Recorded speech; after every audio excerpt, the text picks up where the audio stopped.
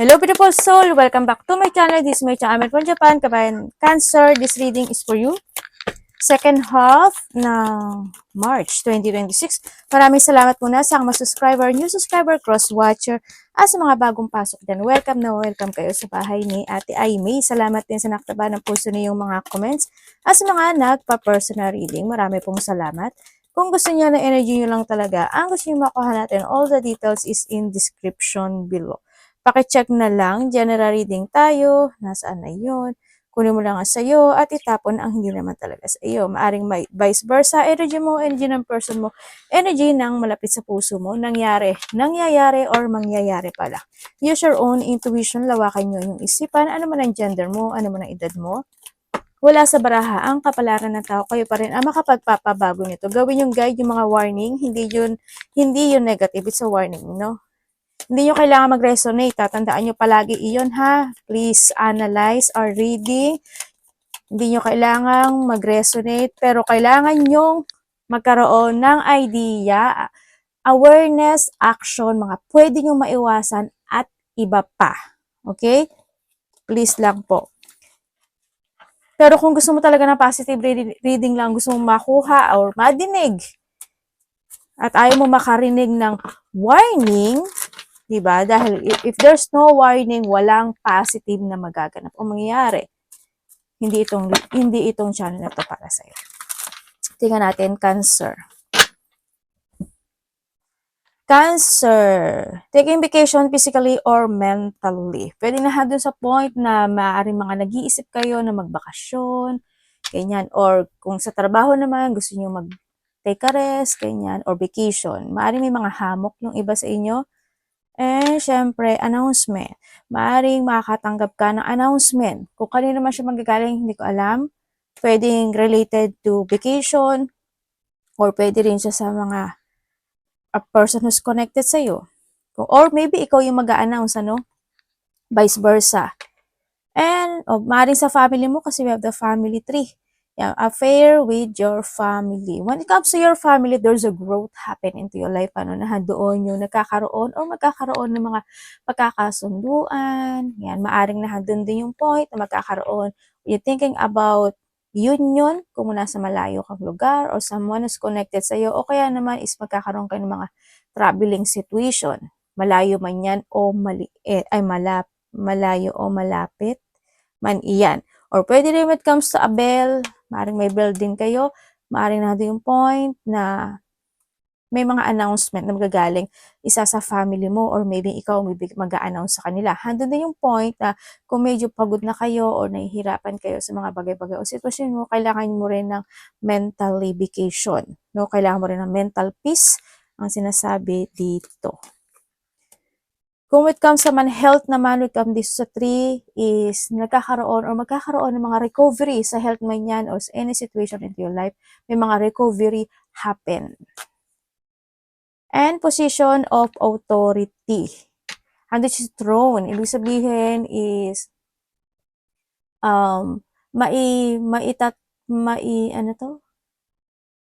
maibabandera mo na yung flag mo. Sabay ganun eh.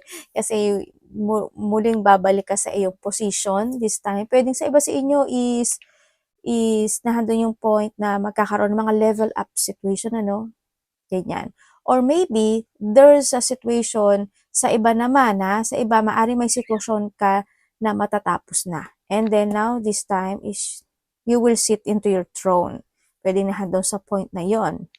No? Or sa iba naman dito is, may mga makakausap kayo na mataas na tao sa inyo. Halimbawa, you have an interview, o kaya may mga gagawin, may kakausapin ka na mga mataas sa'yo, ganyan, nakakataas sa'yo, pwedeng family member, baka kakausapin ka ng family member mo. Sa iba, ganun ha.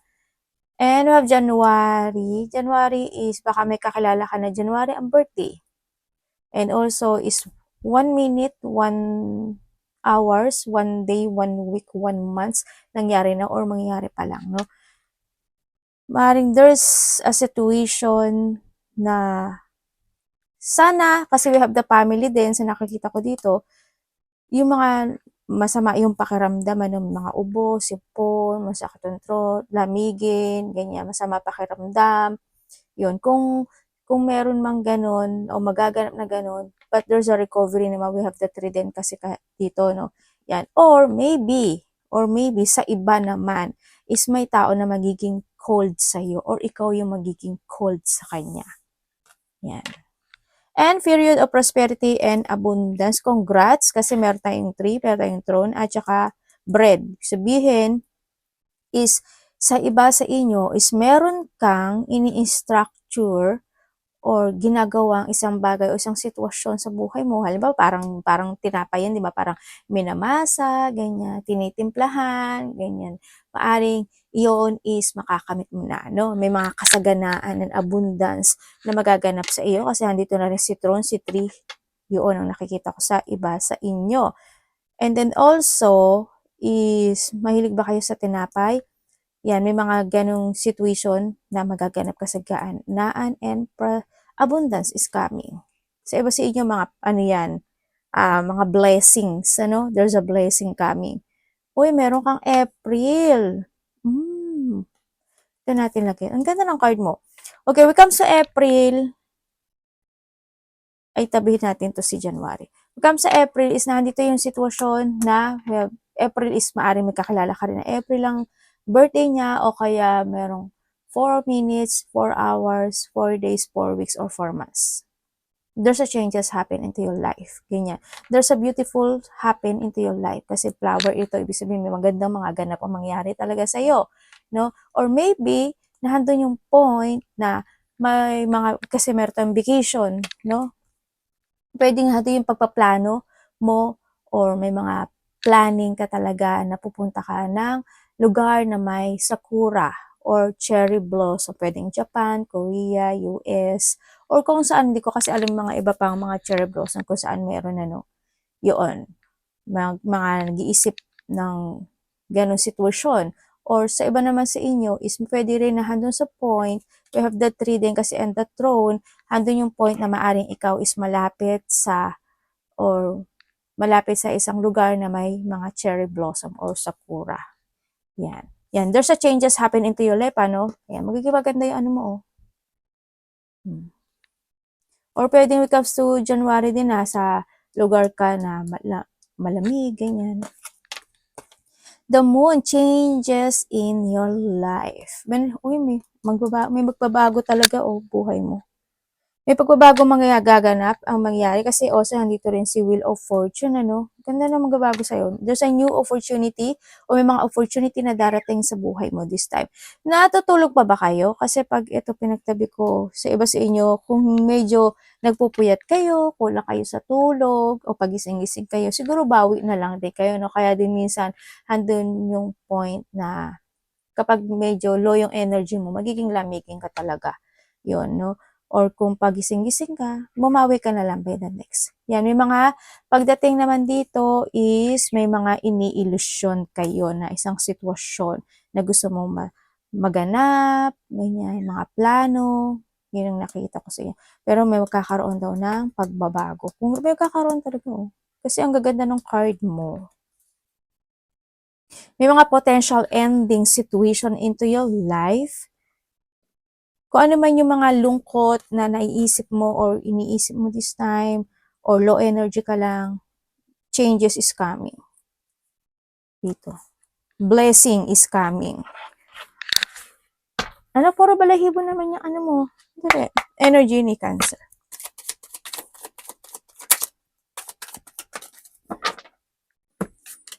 Wow, the sun. Ganda ng energy mo.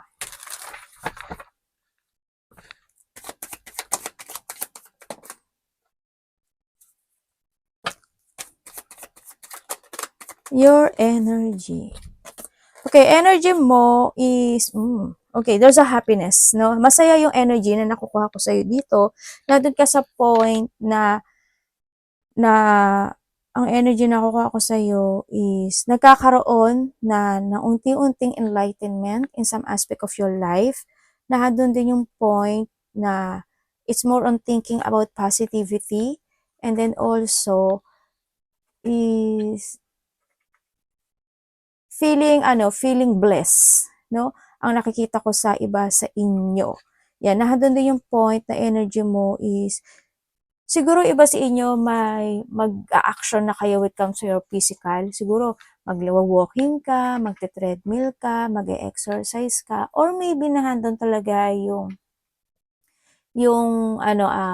actions with there's a positive motion. Halimbawa, gusto mo mag-travel, ganyan, gusto mo mag-adventure, or may mga bagay o sitwasyon na you want to innovate, mga ganong sitwasyon.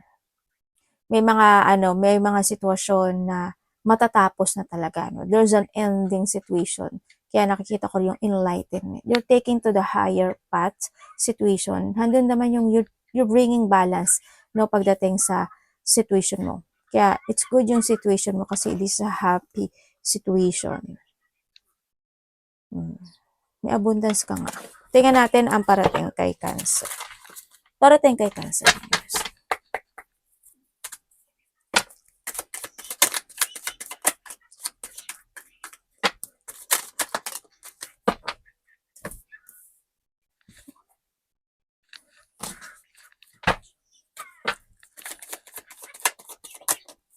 Parating kay Cancer. May balahibo pa ako sa ako ko. Iba itong mga anak ko.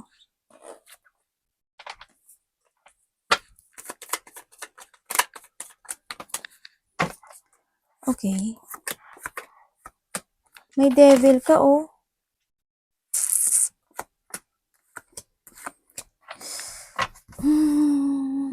May devil.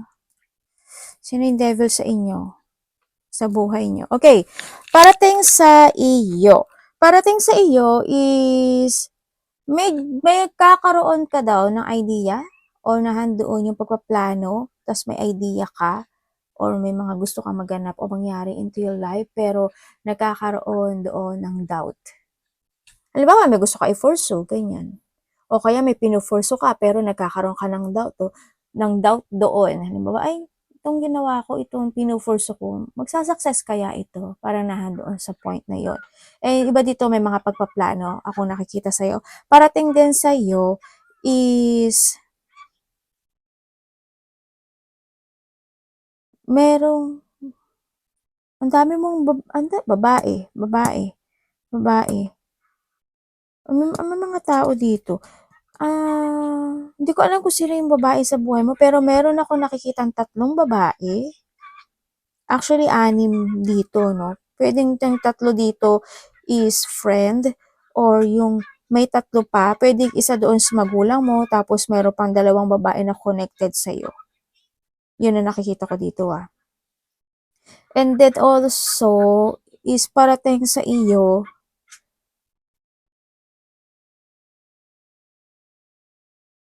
ang nakikita ko sa'yo dito, sana, sana mag-ingat ka na lang din pagdating sa mga tao na makakasalamuha mo. Kasi dito sa sitwasyon is there's a person na may dark thought sa'yo. Lalo na kung pwede ka kasi niya abusaduhin, o kaya pwedeng linglangin ka niya. Basta pagdating sa mga pera man niya o pang-aabuso, mag-ingat ka na lang. Or sana hindi ikaw ito, ha? Yun ang nakikita ko sa'yo dito. And then also, within the 3 days, 3 weeks, or 3 months, is there's a development situation, or sa iba dito is may mga renewal na magaganap o mangyayari. Sa iba dito is may mga kasiyahan. Sa iba naman is abundance. May darating na abundance or blessing sa'yo. Yun ang nakikita ko, ha. Meron din na parating sa iyo na may mother figure na makikipag-usap sa iyo. Hindi ko alam kung bakit. Siguro yung mother figure na iyon is medyo may sasabihin sa iyo na medyo mahigpit. Parang hindi ko alam kung masakit ba siya magsalita or paghihigpitan ka lang niya, or basta there's a situation na parang sasabihin siya sa iyo na medyo may paghihigpit situation. Yun na nakikita ko dito. And then also, is iba sa inyo is magkakaroon ng mga happy gathering, no? Within that, ganun din sabi ko, 3 days, 3 weeks, or 3 months man yan, yun ang nakikita ko, maaring kakaroon naman na iba ng mga may buntis ano. Baka isa doon sa nakita kong babae, siguro isa doon is buntis. Pero may buntis ako nakita. Ikaw or someone who's connected sa'yo, yan, may taong buntis. Sa iba is merong mga union. Ganyan, may mga union, is also may mga collaboration, joy, creativity, or merong paglabas. Ako na nakikita, pwedeng mag-chill-chill, lalabas kayo, inom kayo, or mag-chill-chill kayo, or kakain kayo sa labas. Mga ganon. Hindi ko alam, maybe iba dito is a friend, or basta tao na malapit sa'yo. Pwedeng isa doon, o yung mga tao na to na sinabi ko kanina. Yun ang nakikita ko dito. Yun ang parating sa'yo. And then also, ang pinaka hindi lang maganda, may bullying situation, ano. Sana hindi ko yun nabubully, but there's a bullying situation. Merong tao dito na mabisyo, or ibig sabihin is, maraming klase ang bisyo, eh, no? Pwedeng palagi siya nagsisinungaling, pwedeng nandun yung point na pagkausap mo siya, wala sa hugot, o kaya kung ano man yung mga pagsisinungaling na sitwasyon niya, or yung ano yung mga bisyo niya, ganyan. Pwedeng bisyo niya halimbawa, hindi siya gaanong kumikilos, kahit sabihin mo, parang wala namang naririnig, o hindi kumikilos. Hanggang din yung point na may mga sitwasyon daw na ma-unfocus yung iba, or may mga burnout situation, or maybe there is a situation na may tao na magiging rude sa'yo. Or pwedeng ikaw ito. Okay? Yan. A person who being rude. O yung parang bastos, pabalang, masakit magsalita, taong hindi nag-iisip, kung makakasakit or hindi, yung mga ganyan. You need to be very careful na lang din, ano, sa nakikita ko sa'yo dito. Iba dito may mga pagkalitong sitwasyon, ano. Pwedeng may mga malilito ka. O kaya is hindi ka lang talaga palasalita, o may tao kasi na parang hindi siya gaanong palasalita. Dapat iwasan.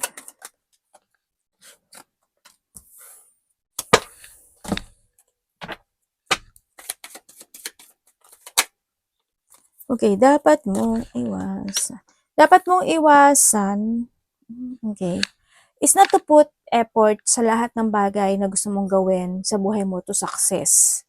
Kung may gugustuhin ka at may aasamin ka sa buhay mo, syempre, you need to sacrifice. No? You need mo rin talaga na gumawa ng paraan.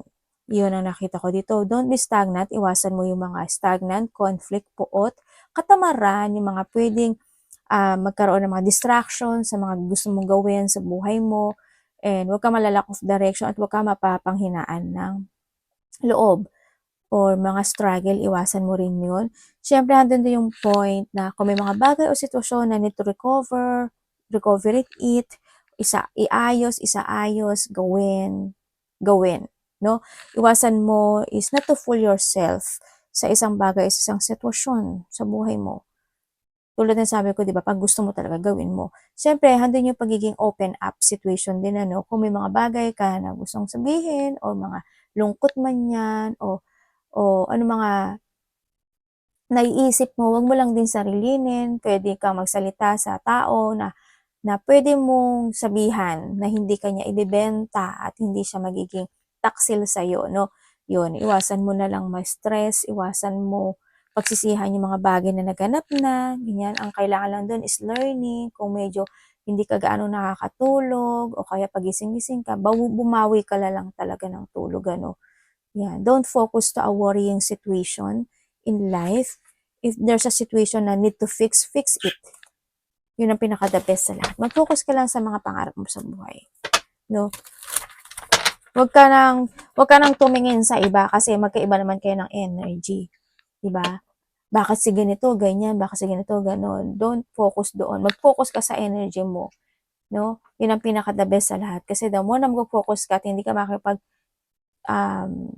pataasan ng ihi dun sa kabila, mas good yun. Kasi walang paunahan o walang pagalingan sa buhay. Okay? Ang kailangan lang dito is yung makamit mo, yung pangarap mo. Love, kapatid, anak, magulang, karelasyon, kaibigan, pamilya, kung sino man itong love Cancer.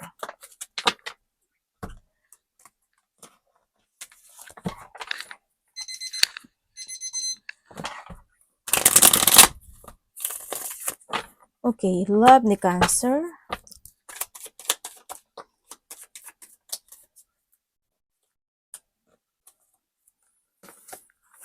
Okay, kung ikaw is single. Yung iba dito parang hindi, parang ayaw. Yung iba dito is wala, masaya siya sa sarili niya. Want to be alone, ganyan. Sa mga single, kung meron kang kakilala na either nakakausap mo na siya or nakita mo na siya, or hindi man nakita, nakausap mo na siya noon na maaring magkakaroon muli kayo ng connection muli ngayon. Yun nakikita ko dito sa mga single dyan, no? And then also, kung kayo naman is nagkahiwalay nitong tao na to, oo, kasi hando na yung point na naging tanga ka or vice versa, naging matigas ang puso niya, naging matigas siya, kumbaga nakontrol ka, nagari-harian siya, o kaya naging maksakim at makasarili talaga itong taon to hanggang sa dumating na napagod.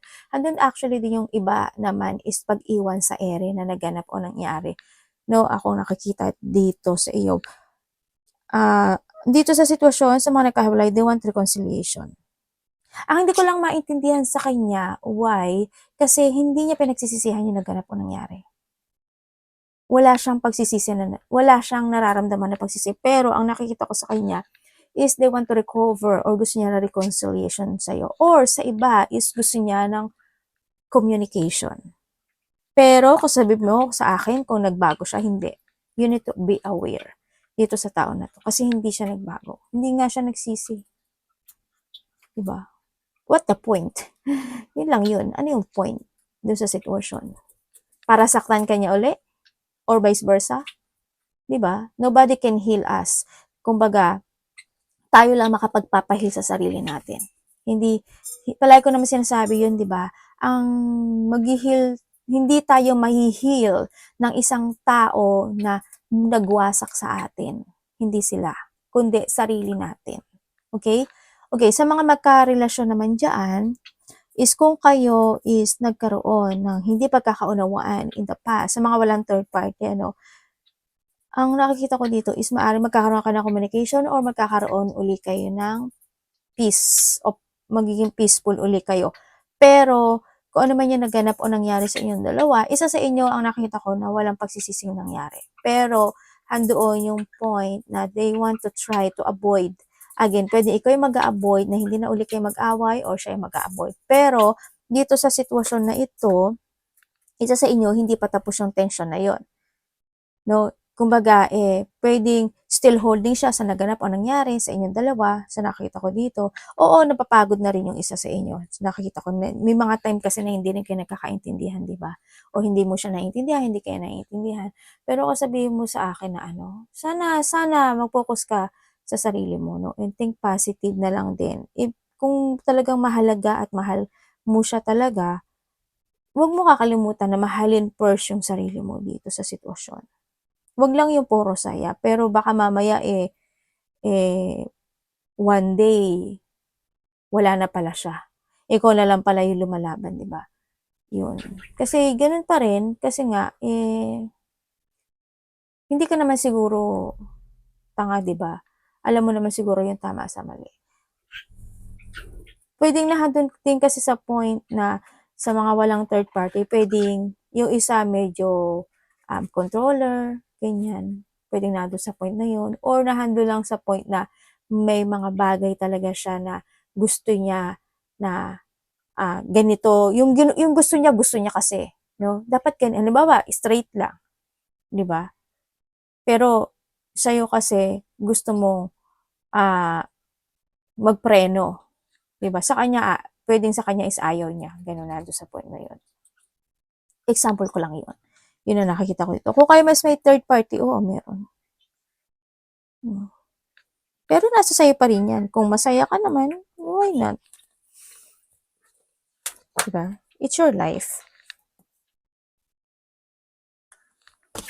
Your money.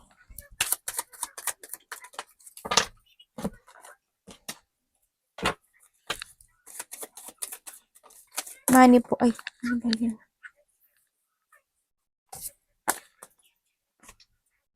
Uy. When it comes sa iyong money. Okay, pagdating sa iyong money, is may konti lang naman na delay. Ako nakikita sa iyo. May mga delay situation. Hindi ko alam why, pero halimbawa, nag-iipon ka. Ang gusto mong maipon is 100K, pero hindi pa siya ganun. Hindi mo pa siya makukuha this time. Kaya medyo may delay siya ganun. May mga delay situation ako na nakikita sa iyo. And then also, sa nakikita ko dito is, medyo stagnant kasi yung pera sa nakita ko dito. We have the full and the full. Stagnant siya. Hoping wala kayong pera, no? Kasi this is the full. Yun na nakita ko. Pwede rin naman kasi na ano, halimbawa kasi we have the vacation, di ba? Halimbawa, nagbakasyon kayo, di ba? Siyempre, ang dami mong nagastos doon. Kaya nagkaroon ng mga unsuccessful situation kasi ang dami mo talagang ginastos. Kaya you will back from the zero na kailangan mo na naman mag-ipon, kaya kailangan mo na mag-invest uli, magplano uli, magkaroon ulit ng sistema. Pwedeng na doon sa point na yun yung iba. Kaya iba sa inyo, maaring na doon sa point na mag-uumpisang muli. Sa iba naman sa inyo is, sana hindi ganon sa situation ng iba na nagkakaroon kayo ng chronic stress pagdating sa pera, no?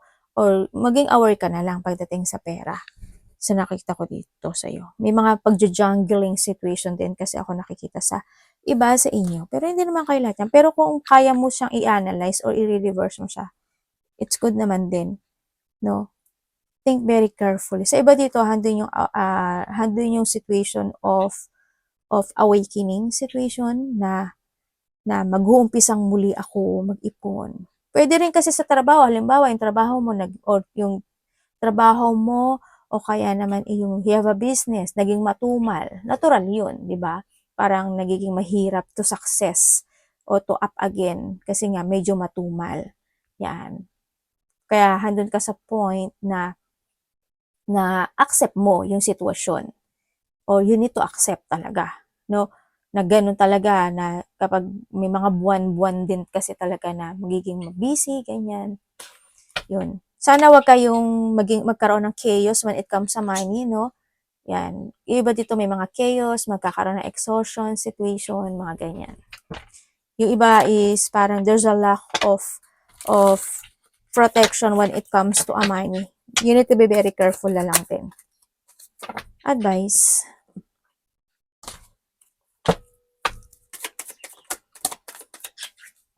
Energy reading tayo. Tatandaan nyo palagi, this is an energy reading. Hindi ko binanggit ang pangalan nyo.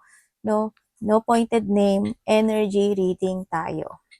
Okay, when it comes sa advice, start a new horizon into your life and then mag-focus ka lang sa mga hinihiling mo sa buhay mo tulad ng sabi ko kanina and be contented kung may mga bagay na gusto mong gawin to start new job or mga bagong pagkakaperahan, mga bagong simula, gawin mo, no? Try it kasi maaring iyon is makakatulong para makamit mo yung mga pangarap mo sa buhay mo.